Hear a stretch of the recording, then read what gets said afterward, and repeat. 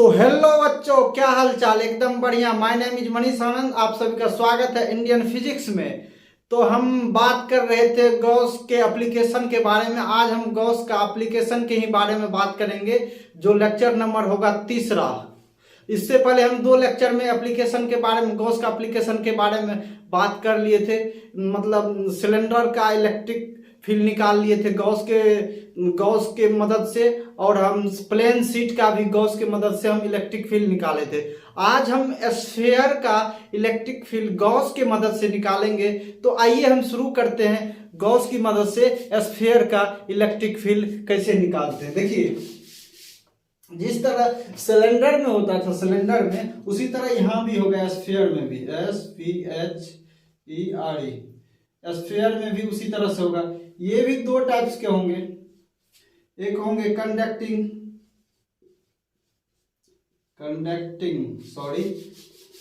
एक होगा होलो स्फीयर। दूसरा होगा सॉलिड स्फीयर। होलो कहने का मतलब जो अंदर से खोखला हो, और सॉलिड का मतलब जो अंदर से ठोस हो। समझे? तो अब देखिए, होलो स्फीयर भी का 2 पार्ट होता है। एक होता है कंडक्टिंग, CONDUCTING कंडक्टिंग।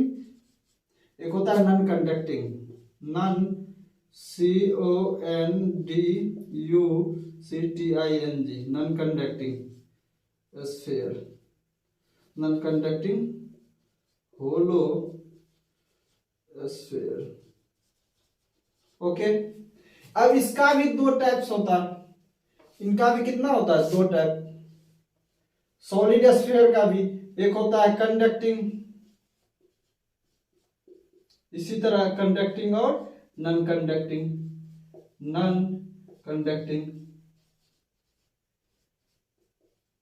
ओके,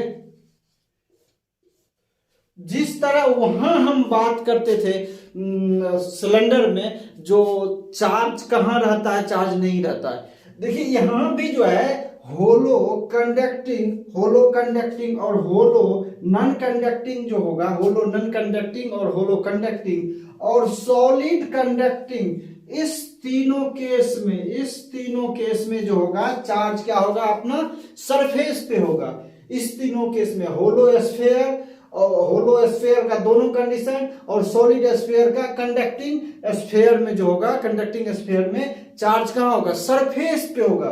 तो इस पे हम इस तीनों को मार्क कर लेना भाई, मार्क कर लेना अच्छे से।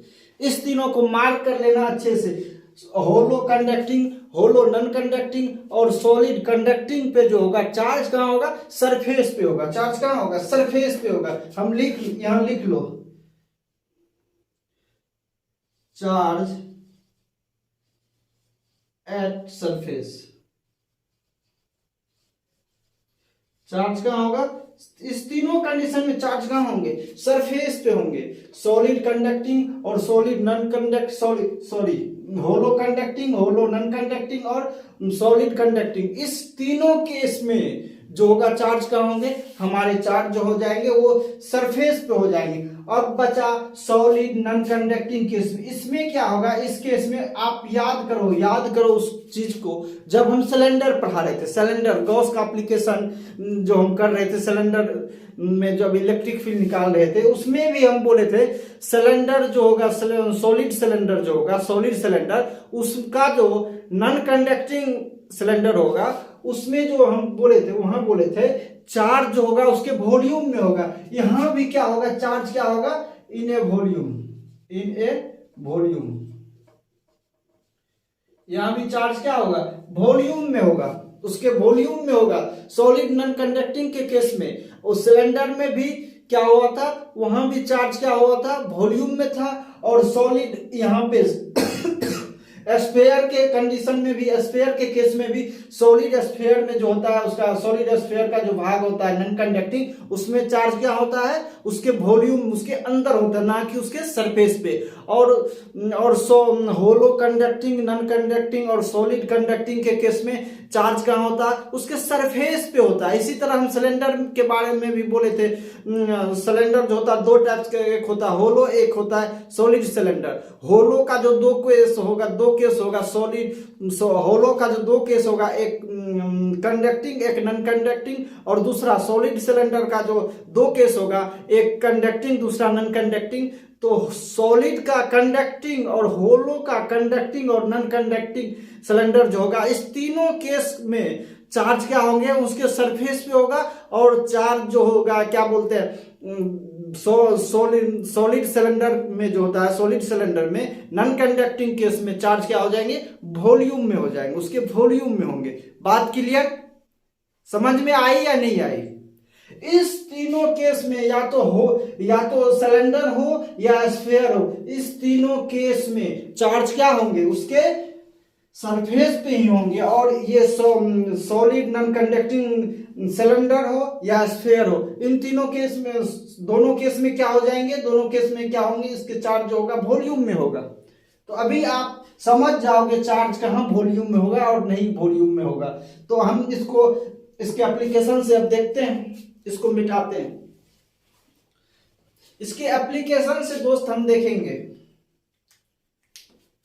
तो इस तीनों का एक ही कंडीशन बना लेंगे, सॉलिड कंडक्टिंग और होलो कंडक्टिंग और होलो नॉन कंडक्टिंग का केस क्या बनेगा, एक ही। क्यों बनेगा एक? क्योंकि चार्ज जो है तीनों पे क्या होगा, तीनों के चार्ज क्या होंगे, सरफेस पे होगा, ना कि वॉल्यूम में होगा। वॉल्यूम में किसका होगा, इसका सॉलिड नॉन कंडक्टिंग स्फीयर का, और सिलेंडर का भी वही होगा। तो आइए इस तीनों का केस एक बना के हम आपको इलेक्ट्रिक फील्ड निकाल के दिखाते हैं, स्फीयर के इनसाइड भी और स्फीयर के आउटसाइड। जिस तरह हम सिलेंडर में होलो कंडक्टिंग नॉन कंडक्टिंग के केस में या सॉलिड कंडक्टिंग के केस में हम आउटसाइड और इनसाइड दोनों करके दिखाए थे, उसी तरह हम यहां भी आपको दिखाते हैं। इसी तरह भाई आप लोग पढ़ते रहो अच्छे से। Electric field due to hollow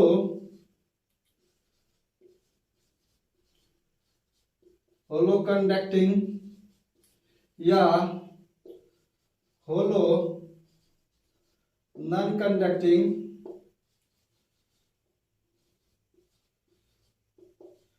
conducting या सॉलिड कंडक्टिंग, इन तीनों कंडीशन में क्या होगा, चार्ज एट सरफेस कहां होगा, चार्ज सरफेस पे होंगे।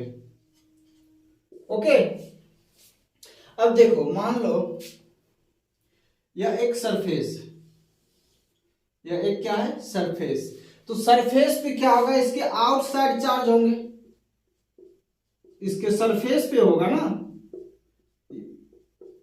कहां होगा, ये कौन सा केस है, सॉलिड कंडक्टिंग और होलो होलो नॉन कंडक्टिंग। हम क्या बोले थे, इन तीनों केस में चार्ज जो होगा वो कहां होगा, चार्ज इनके सरफेस पे होगा। तो इसका रेडियस क्या लो, आर ले लो। अब एक यहां से गॉसियन सरफेस भी बनाना होगा, यदि गॉस की मदद से हम इलेक्ट्रिक फील्ड निकालेंगे तो एक गॉसियन सरफेस बनाना होगा। सिंपल सी बात है, यहां हम एक गॉसियन सरफेस ले लेंगे, यहां से ये आर डिस्टेंस हो जाएगा। अब हमको आउटसाइड निकालना है, आउटसाइड इलेक्ट्रिक फील्ड निकालना है, नंबर 1। तो आउटसाइड इलेक्ट्रिक फील्ड निकालना है तो छोटा आर बड़ा है या बड़ी आर बड़ा है, तो ऑब्वियसली छोटी आर बड़ी है कंपेयर टू बड़ी आर से। तो रेडियस किसका बड़ा होगा, इसका होगा ना भाई। इसका होगा। अब देखो यहाँ पे हमको इलेक्ट्रिक फील्ड पूछ रहा, तो इलेक्ट्रिक फील्ड यहाँ और एरिया वेक्टर भी क्या होगा, इधर ही होगा। तो एरिया वेक्टर किधर लेना, प्लेन के परपेंडिकुलर। आप हर जगह मान लो इलेक्ट्रिक फील्ड खींचो, तो इसका यहाँ से देखो, यहाँ अधिक मान लो, यहाँ तो हर जगह इलेक्ट्रिक फील्ड पूछेगा, हर जगह। मान लो यहाँ पूछा, यहाँ पूछा, यहाँ भी पूछ सकता है, यहाँ भी पूछेगा, यहाँ भी पूछेगा, यहाँ भी पूछेगा, यहाँ किसी भी पॉइंट पे आपको इलेक्ट्रिक फील्ड पूछेगा।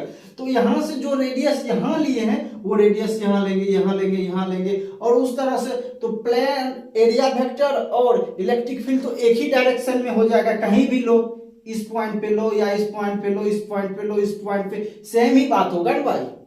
यस या नो, हाँ या नहीं, यस या नो भाई, हाँ या नहीं। अब देखो, तो अब यहां फ्लक्स कितना हो जाएगा, पहले हम फ्लक्स की बात करते हैं। देखो यहाँ फ्लक्स, देखो फ्लक्स कितना हो जाएगा। तो ये क्या है, क्लोज इंटीग्रेशन। तो close integration of E dot D ए। देखो एरिया कितना है, सॉरी एंगल कितना है, एंगल अपना 0 डिग्री। तो close integration E D A cos 0, cos 0 का वैल्यू 1 होता, तो ई बाहर आ जाएगा, close integration of D A. अब देखो ई इंटू एरिया कितना हो जाएगा, इसका स्फेयर का एरिया हो जाएगा 4 पाई आर स्क्वायर। कितना हो जाएगा, 4 पाई आर स्क्वायर। अब आप फ्लक्स बराबर, एक फ्लक्स बराबर तो आप जानते हो, फाई बराबर integration of E dot D. दूसरा क्या जानते हो, फाई बराबर Q inside over epsilon not, यही तो जानते हो ना भाई। फ्लक्स की दो फॉर्मूला, एक होता है integration of E dot D ए, दूसरा होता है Q inside over epsilon naught. अब देखो फाई बराबर यहां रख दो आप ई 4 पाई आर स्क्वायर। अब ये क्या होता है, ये अब ये सुनो, ये होता है सिग्मा। सिग्मा कहने का मतलब अर्थ है बच्चा, सरफेस चार्ज डेंसिटी। तो चार्ज, तो डी क्यू ओवर यहां क्या हो जाएगा, चार्ज ओवर एरिया। तो एरिया कितना हो जाएगा, 4 पाई आर स्क्वायर, इसी का ना एरिया, समझ रहे हो ना। तो अब डी क्यू बराबर आप क्या लिख सकते हो, डी क्यू बराबर हम लिख सकते हैं sir sigma 4 pi are square. इस वैल्यू को आप वहां डी क्यू की जगह पुट करो। अब देखो sigma 4 pi are square over epsilon naught. अब 4 पाई से 4 पाई मर जाएगा, तो इलेक्ट्रिक फील्ड बराबर यहां लिखते हैं। देखो अब इलेक्ट्रिक फील्ड बराबर हो जाएगा, इलेक्ट्रिक फील्ड बराबर हो जाएगा, तो सिग्मा ये चला जाएगा नीचे, sigma are square over epsilon naught r square. आपका आउटसाइड इलेक्ट्रिक फील्ड कितना हो जाएगा, इतना। आउटसाइड इलेक्ट्रिक फील्ड कितना हो जाएगा, sigma are square upon R square, E के इनवर्सली प्रोपोर्शनल हो गया आर स्क्वायर के। तो इसका ग्राफ क्या हो जाएगा, यहां पे हम ग्राफ भी रिप्रेजेंट करते हैं। देखो इसका ग्राफ क्या हो जाएगा भाई, ई बराबर अपना आ गया sigma are square upon r. तो इसका ग्राफ हम जैसे ही प्लॉट करते हैं, देखो ग्राफ में जो है ना एक्सिस को नीचे इधर भी बढ़ाना, इधर भी बढ़ाना, कि ओरिजिन तक रखना। ओके, देखो यहाँ electric field versus r square, तो इसका ग्राफ इस तरह से आ जाएगा। अरे बाबा छे मास्टर को ग्राफ भी बनाने नहीं आता, इस तरह से आपका ग्राफ आ जाएगा। ओके, तो आप इसको राइट डाउन करो भाई, इसके बाद हम इसका आउटसाइड हुआ, अब इनसाइड करके आपको बताते हैं, इनसाइड करके हम आपको बताते हैं, इतना लिखो।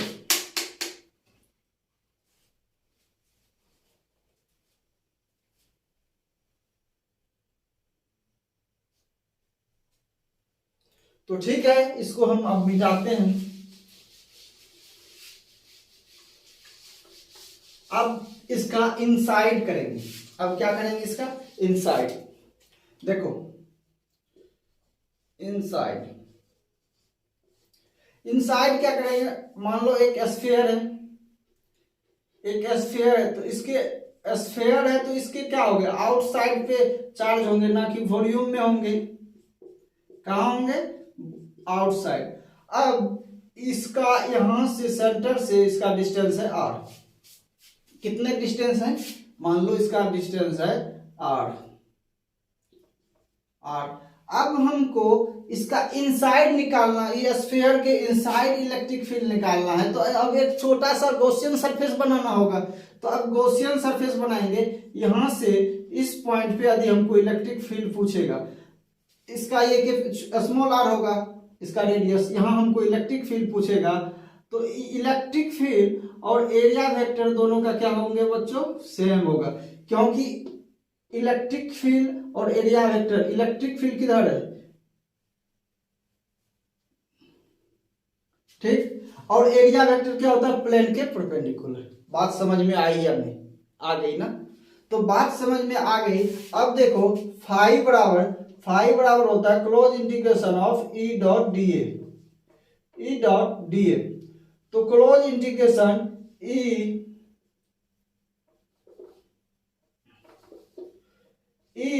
D A cos theta, cos 0 degree रखोगे थीटा की जगह, तो आपका ई बाहर आ जाएगा भाई, और इंटीग्रेशन के अंदर क्या बच जाएगा, ए।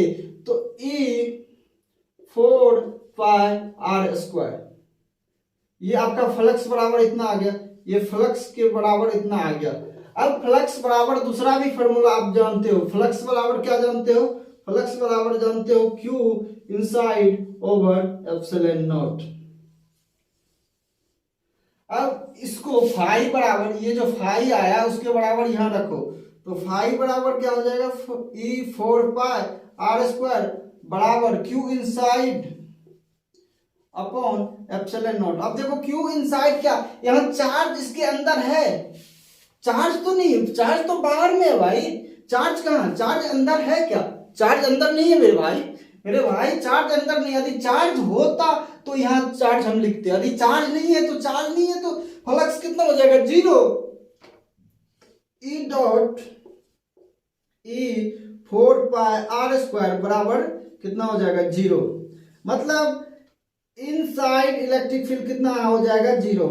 आप याद करो सिलेंडर में भी यही सेम केस होता था, सिलेंडर में भी तो यही केस होता था।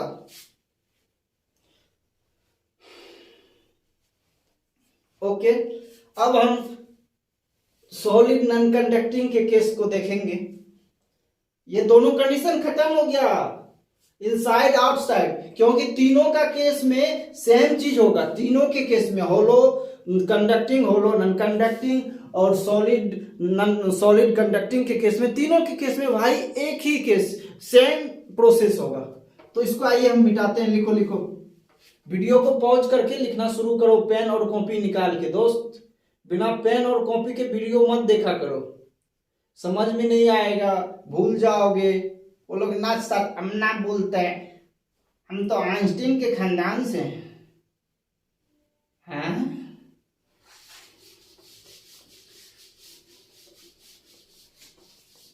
हम किसके खानदान से हैं, आइंस्टीन के खानदान से।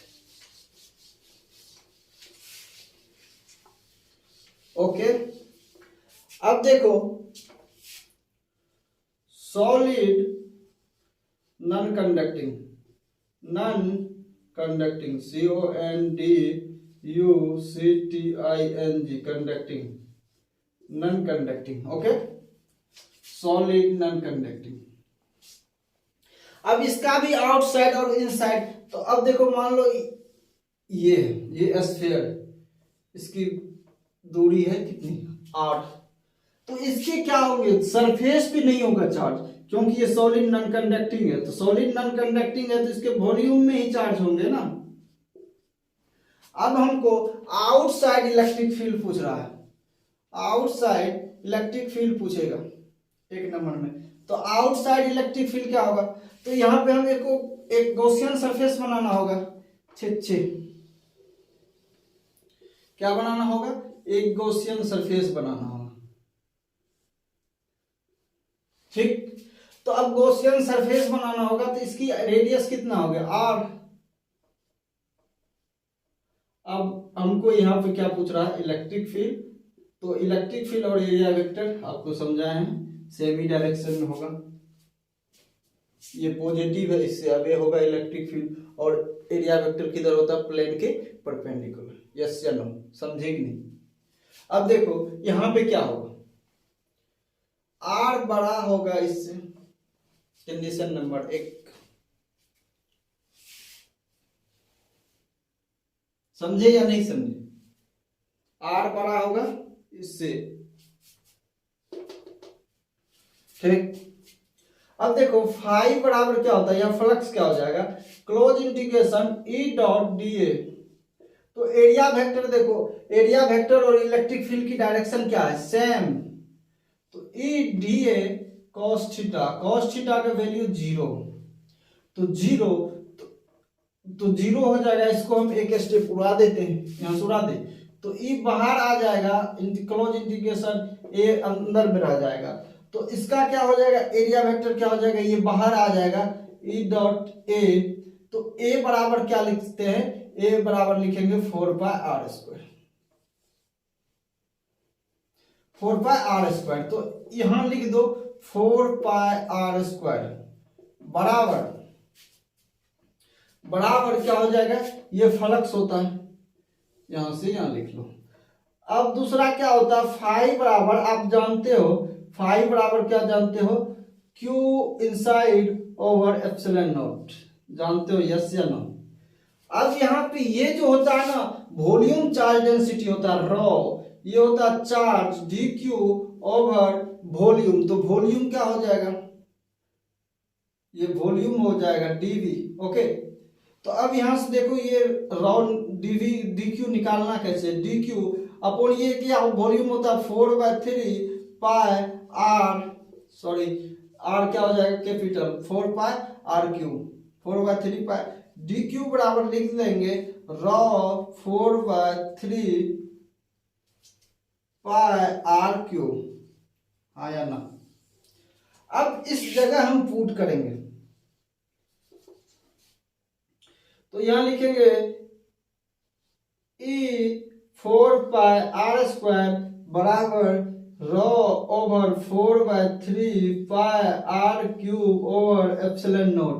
अब देखो 4 पाई से 4 पाई मर गया, 4 पाई से 4 पाई मर गया। तो अब इस इक्वेशन को हम यहां लिखते हैं, इस चीज को यहां लिखते हैं। अब देखो 4 पाई से 4 पाई मर गया। अब देखो इलेक्ट्रिक फील्ड बराबर क्या हो जाएगा, इलेक्ट्रिक ये आर चला जाएगा नीचे, तो raw r² r³ over r3 epsilon not r², समझे कि नहीं। आउटसाइड इलेक्ट्रिक फील्ड कितना हो, raw r³ upon 3 epsilon not r², ठीक। ये सॉलिड नॉन कंडक्टिंग के केस में। अब इसको लिखो भाई, लिखो लिखो अच्छे से लिखना, ये बोर्ड में पूछता है भाई, इसी के पैटर्न पे आपको नीट या जेई में क्वेश्चन पूछता है। नीट में तो नहीं, जेई में। नीट में जो है इसके पैटर्न पे पूछ देगा डायरेक्ट, समझे कि नहीं, इसके पैटर्न पे। इसको मिटाते हैं,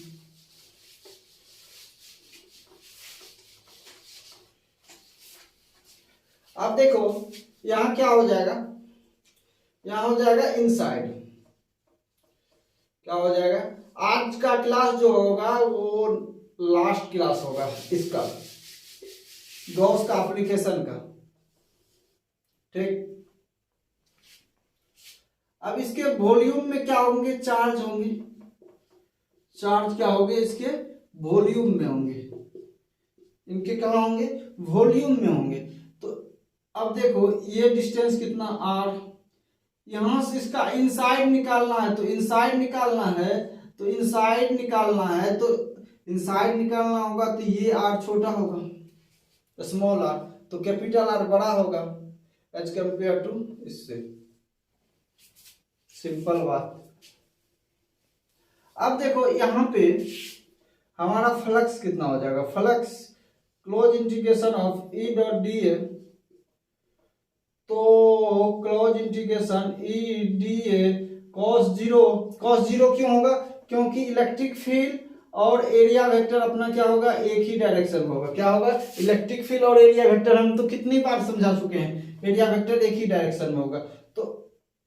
तो यहां से क्या हो जाएगा, ई बाहर आ जाएगा, डीए डीए बच जाएगा, डीए का इंटीग्रेशन क्या होता है, ए तो यहाँ ई 4 पाई आर स्क्वायर कितना हो जाएगा, आर स्क्वायर, फाइव बराबर लिख लो आप 4 पाई, ये लिख लिए।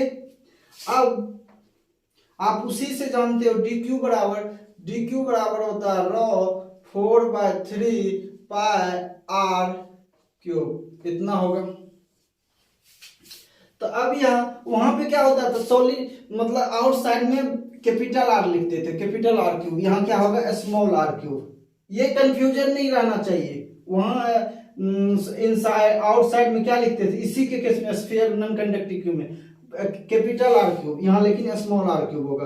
तो 5 बराबर क्या हो जाएगा, तो अब 5 बराबर हम फिर से फॉर्मूला जानते हैं, दूसरा formula Q inside over epsilon not, हाँ या ना मेरे भाई, क्यू बराबर 5 बराबर Q inside over epsilon not, यही होता है। तो अब 5 बराबर इसके बराबर ये, तो ये लिख सकते हैं 5 बराबर, तो लिखेंगे ई 4 पाई आर स्क्वायर बराबर क्यू इनसाइड बराबर क्या लिखेंगे, rho 4/3 pi R cube over epsilon naught, 4 pi से 4 पाई मर जाएगा, आर से आर क्यूब मर जाएगा, आर स्क्वायर से आर स्क्वायर मर जाएगा। अब बचेगा ई बराबर रो आर बाय 3 एप्सिलॉन नॉट,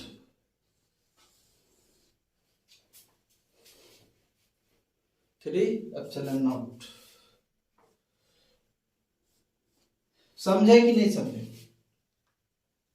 इसका ग्राफ क्या होगा, इसका ग्राफ क्या होगा भाई, ये एक दूसरे की क्या डायरेक्टली देखिए, ई बढ़ रहा है तो आर भी क्या होगा, बढ़ेगा, ई बढ़ रहा है तो आर भी बढ़ रहा है, ई को बढ़ाओ आर भी बढ़ेगा, सिंपल। आज जो है गॉस का एप्लीकेशन खत्म हो गया, अब हम पोटेंशियल की बात करेंगे कल की वीडियो में, पोटेंशियल की बात, ठीक, पोटेंशियल क्या होती है, कल से पोटेंशियल और कैपेसिटर के का लेक्चर नंबर आने लगेगा, ठीक। तो कल से जो आएगा अपना पोटेंशियल एनर्जी क्या होता है और पोटेंशियल क्या होता है उसके बारे में हम बात करेंगे, पोटेंशियल एनर्जी एंड कैपेसिटेंस का वीडियो लेक्चर कल से आने लगेगा, ठीक, ओके। तो आज के लिए इतना ही, जय हिंद जय भारत। इसी तरह आप पढ़ते रहिए दोस्त, बहुत मजा मिलेगा फिजिक्स पढ़ के, आप इसी तरह पढ़ते रहो, मेरा फुल सपोर्ट रहेगा आप सभी को, फिजिक्स की दुनिया में पूरा मदद रहेगा मेरा।